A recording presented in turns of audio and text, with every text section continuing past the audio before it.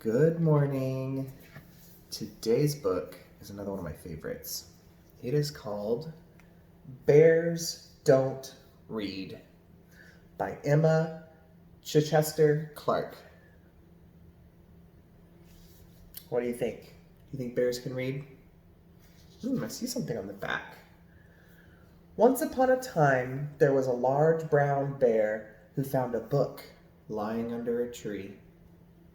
I think this will be interesting. Bears don't read.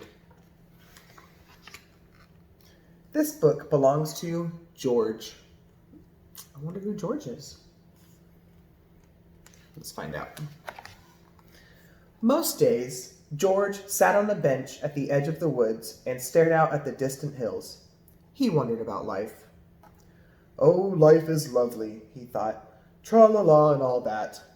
But what is this, he wondered. Is this all there is? Or is this it? Is this all there is?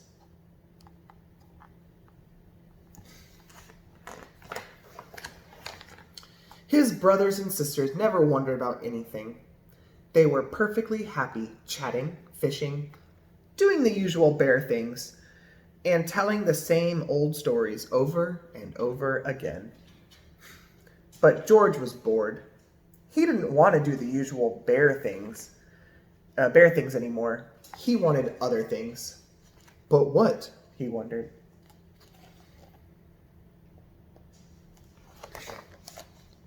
Then one day, as George was strolling through the forest, he found a book lying under a tree. Somebody must have lost it, he thought. How interesting. Inside it were pictures of a bear, just like him. On the other pages, there were lots and lots of words. Each one, even the tiny ones, was saying something. He thought, if only I knew what it was like, and this bear is having an exciting life, not like mine, George sighed.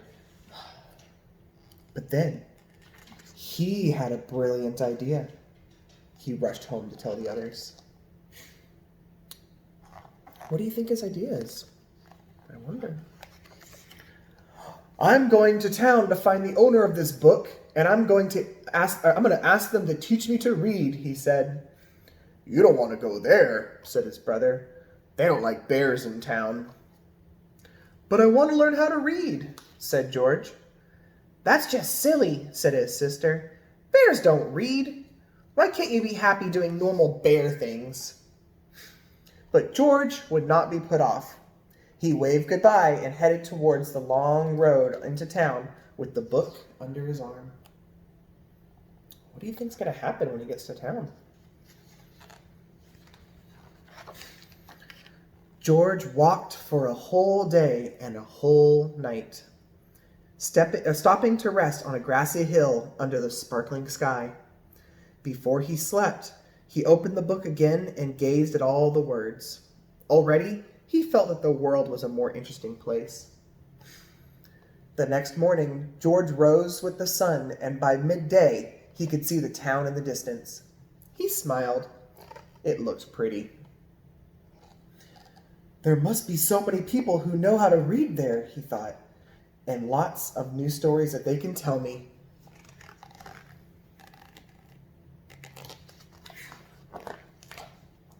But when he arrived, everyone was running. Some were even screaming. Wait, cried George. He showed the book to a woman rushing by. Do you know whose this is? He asked. It's from the school, she shrieked and pointed to the red building. Bear! Somebody shouted. Call the police! How peculiar, thought George as he walked towards the school. How do you think the town is feeling? Inside the school, there was complete silence. Where was everybody? George peered over the desk. Hello, he said, but there was nobody there. I wonder where everybody is. Suddenly, there was a shout. "Freeze! Hands above your head!" George was surrounded by policemen. What's the matter?" he asked nervously.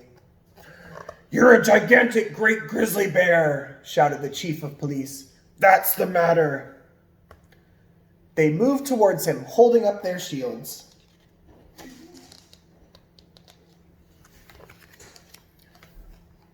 "I don't want any trouble," said the chief. George didn't want any trouble either. It wasn't his fault he was a gigantic great grizzly bear. He held the book tightly in his paw.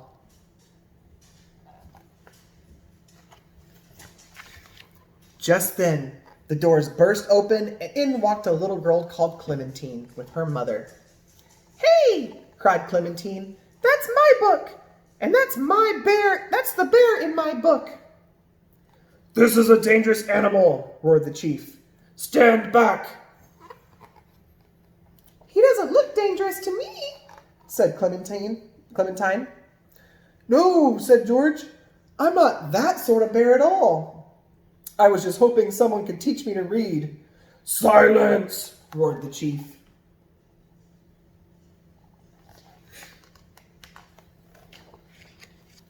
But Clementine wasn't listening. "I'm learning to read," she said. "We could learn together, couldn't we, Mom?" Clementine's mother looked at George, and she could see he was a perfectly nice sort of bear. "I don't see why not," she said. "So you'll take responsibility for this bear, will you, madam?" asked the chief. "Certainly," said Clementine's mother, "and there's no need to shout." She held her hand out to George. "Very pleased to meet you," she said. "Delighted to meet you too," said George. George moved into the summer house at the end of Clementine's garden, and each day, after school, Clementine showed him everything she'd learned. It wasn't long before George knew all the letters of the alphabet.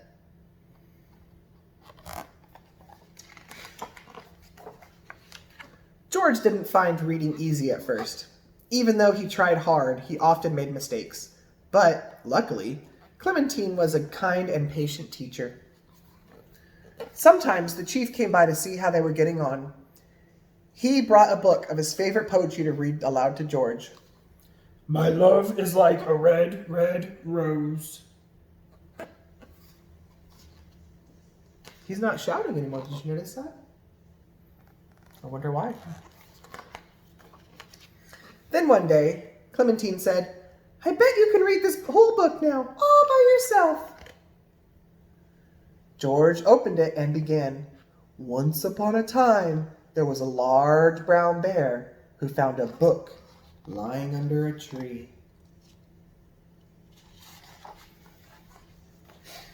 He read the whole book and all the way to the end. "Bravo," said Clementine. We knew you could do it." As for George, that was just the beginning. The end. Thank you guys. Have a great day. Bye.